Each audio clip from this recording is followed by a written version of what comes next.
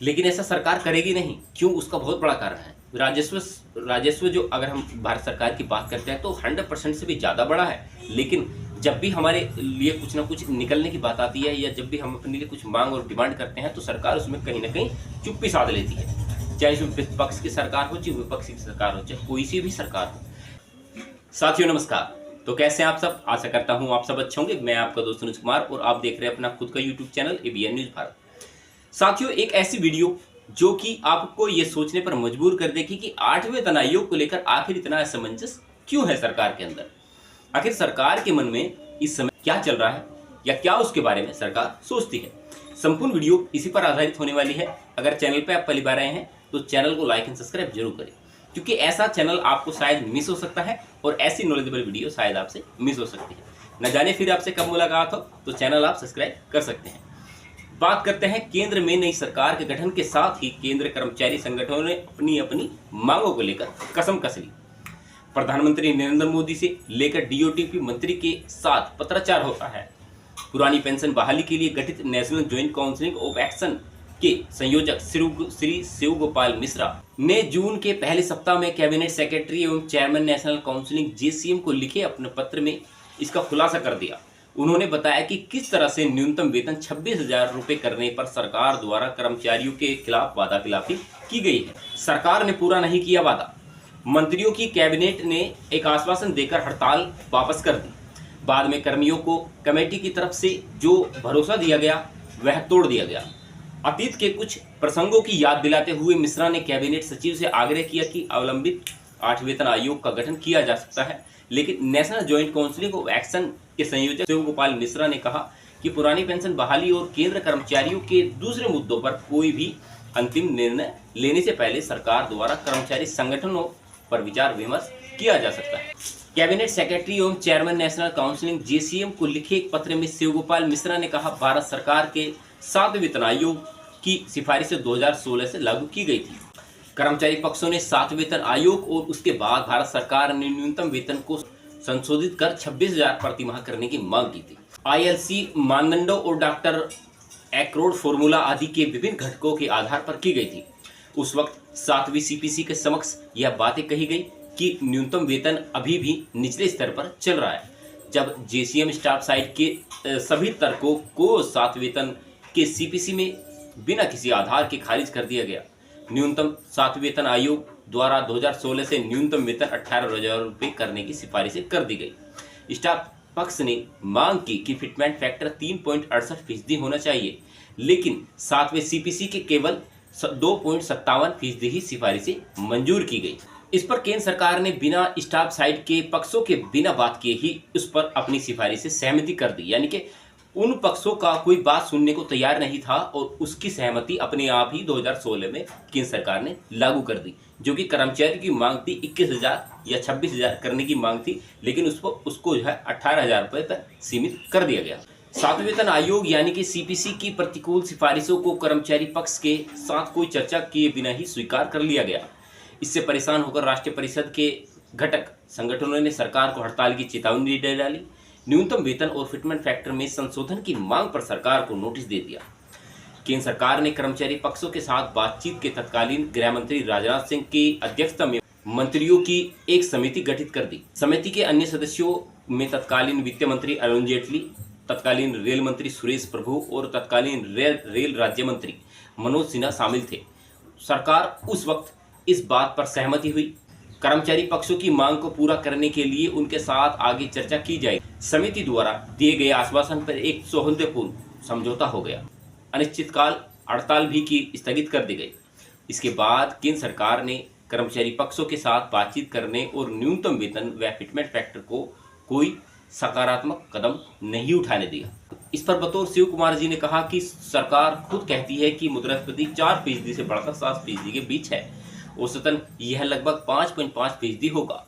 Covid के बाद मुद्रास्फीति कोविड स्तर से अधिक है। यदि हम 2016 से 2023 तक दैनिक जीवन के लिए आवश्यक वस्तुओं और उनकी खुदरा कीमतों की तुलना करें तो स्थानीय बाजार के अनुसार उसमें लगभग 80% से अधिक की वृद्धि दर्ज की गई है। पहली जुलाई 2023 से कर्मचारियों को 46% महंगाई भत्ता प्रदान किया जाता है। वास्तविक मूल्य वृद्धि और कर्मचारी और पेंशन भोगियों को प्रदान किए गए डीए के बीच काफी अंतर मौजूदा स्थिति में बना हुआ है। केंद्र सरकार राजस्व पर भी 2015 से लेकर 2023 और 2024 तक दोगुना हो गया है। बजट विवरणों के अनुसार हम राजस्व संग्रह में काफी वृद्धि देख सकते हैं। केंद्र सरकार का वास्तविक राजस्व 100% से अधिक बढ़ा है, इसलिए सरकार भी भुगतान क्षमता वर्ष 2016 की तुलना में अधिक है। अगर हम अप्रैल 2023 की बात करते हैं तो अप्रैल 2023 में जीएसटी संग्रह में भी बेजोड़ वृद्धि दर्ज की गई थी। सरकार ने 1.87 लाख करोड़ रुपए एकत्रित किए थे। वर्ष 2022 और 2023 और 2024 के आयकर संग्रह सबसे अधिक वित्तीय वर्ष वाले थे।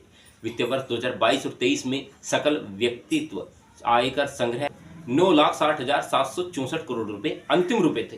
पिछले वर्ष की तुलना करें तो इसमें 24.23% की वृद्धि दर्ज की गई। केंद्रीय अप्रत्यक्ष कर और सीमा शुल्क बढ़ाने के मुताबिक भारत का अप्रत्यक्ष कर संग्रह 2022 और 2023 और 2024 में लगभग 7.21% से बढ़कर 13.82 लाख करोड़ रुपए हो गया है। वर्ष 2023 और 2024 में बजट अनुमान राजस्व संग्रह 33,60,858 करोड़ रुपए की होने की उम्मीद थी। 2022-2023 में सकल राजस्व 30,43,067 करोड़ रुपए था। राजस्व के हिसाब से केंद्र सरकार का वास्तविक राजस्व 20,86,661 करोड़ रुपए होगा। ऐसे में सरकार को कर्मियों के हित में ख्याल रखना चाहिए। साथियों, एक चीज सोचने वाली ये भी है कि नई भर्तियां न होने से कर्मचारी पर बढ़ रहा है राजस्व दबाव। मिश्रा ने अपने पत्र में लिखा कि लगभग 10 लाख रिक्तियों के साथ केंद्र सरकार के कर्मचारियों की संख्या पिछले दशक से काफी कम हो गई है। मौजूदा कर्मचारियों की काम का दबाव बढ़ता जा रहा है। वर्ष 2020 और 2021 के दौरान केंद्र सरकार के कर्मचारियों के वेब की अगर हम बात करते हैं तो उन पे काफी लोड पड़ा है। और भत्ते की बात करते हैं तो भत्ते में कहीं भी इजाफा देखने के लिए नहीं मिला है। और वास्तविक कुल आय के राजस्व की बात करते हैं तो केवल 7.29% ही रहा है। पेंशन भोगियों के संबंध में पेंशन का वास्तविक व्यय कुल राजस्व का व्यय विभाग लगभग 4% ही पहुंचा था। पूर्व के वेतन आयोग द्वारा यह सिफारिश की गई कि मैट्रिक्स की 10 साल की लंबी अवधि प्रतीक्षा किए बिना समय समय पर किसी समीक्षा की जा सके। इसकी समीक्षा और संशोधन एक्रोड फॉर्मूले के आधार पर किया जा सकता है। सरकार ने उपरोक्त सिफारिशों को न स्वीकार किया और न ही 8वें वेतन आयोग के गठन के बारे में कोई भी चर्चाएं की। इस पर केंद्र सरकार के कर्मचारियों और पेंशन भोगियों का डीए 50% पहुंच चुका है। मुद्रास्फीति और मूल्य वृद्धि को देखते हुए डीए उस आंकड़े को पार कर चला है। यह उल्लेखनीय है, यह उचित भी है कि केंद्र सरकार के 20 लाख से अधिक सिविल कर्मचारी राष्ट्रीय पेंशन प्रणाली के तहत शामिल होते हैं। वे हर महीने अपने अपने मूल वेतन और डीए का 10% एनपीएस में योगदान करते हैं। उससे घर तक पहुंचने वाला उनका वेतन काफी कम हो जाता है। बढ़ती महंगाई में सरकार फायदे में है, लेकिन कर्मचारी को कुछ नहीं मिल रहा है। कर्मचारी परेशान है। सरकार अब तक एनपीएस को खत्म करने पर राजी नहीं हुई। ओपीएस बहाली पर भी कहीं न कहीं अटकलें लगाने का प्रयास किया जा रहा है। ओपीएस बहाली पर सरकार ने कोई आश्वासन नहीं दिया। ऐसे में जेसीएम स्टाफ साइड ने मौजूदा परिस्थितियों के मद्देनजर सरकार से आग्रह किया कि योग्य और प्रतिभाशाली उम्मीदवारों को सरकारी सेवा और उनके आकर्षण करने के लिए तुरंत 8वें वेतन आयोग का गठन किया जाना चाहिए। केंद्र के वर्तमान वेतन भत्ते और पेंशन तथा अन्य लोगों को संशोधित किया जाना चाहिए। ओपीएस और वेतन आयोग के गठन को लेकर सरकार कर्मचारियों के पक्ष में विचार विमर्श कर सकती है, लेकिन ऐसा सरकार करेगी नहीं। क्यों? उसका बहुत बड़ा कारण है। राजस्व जो अगर हम भारत सरकार की बात करते हैं तो 100% से भी ज़्यादा बड़ा है, लेकिन जब भी हमारे लिए कुछ ना कुछ निकलने की बात आती है या जब भी हम अपने लिए कुछ मांग और डिमांड करते हैं तो सरकार उसमें कहीं ना कहीं चुप्पी साध लेती है। चाहे इसमें विपक्ष की सरकार हो, चाहे विपक्ष की सरकार हो, चाहे कोई सी भी सरकार हो, लेकिन जब भी हम अपने लिए कुछ हित और अधिकार की बात करते हैं तो सरकार उससे कहीं ना कहीं दरकिनार कर देती है। वर्ष 2016 में जब ये सिफारिशें लागू की गई कि हमारा जो न्यूनतम मूल वेतन है तो उसको 26,000 किया जाना चाहिए, लेकिन और आपके फिटमेंट फैक्ट को भी बढ़ाने का जो डिमांड था वो भी 2.68 गुना पर सीमित रह गया। तो सरकार ने कहीं ना कहीं अपना जो पैसा बचाने का प्रयास किया है और उन कर्मचारियों को हक और अधिकार देने का प्रयास नहीं किया जो उस चीज़ के डिमांड करते हैं। साथियों, आपको ये प्रतिक्रिया कैसे लगी आप वीडियो में कमेंट्स करके बता सकते हैं। जो मेरे भाई पहली बार चैनल पर आए थे और वीडियो आप अंत तक देख रहे हैं तो आपको बहुत बहुत आभार है। और आप जो है चैनल सब्सक्राइब कर सकते हैं, क्योंकि ऐसी नॉलेजेबल वीडियो आपको शायद नहीं मिलेगी, शायद आपसे मिस हो सकता है ऐसा चैनल। चलिए साथियों, नमस्कार।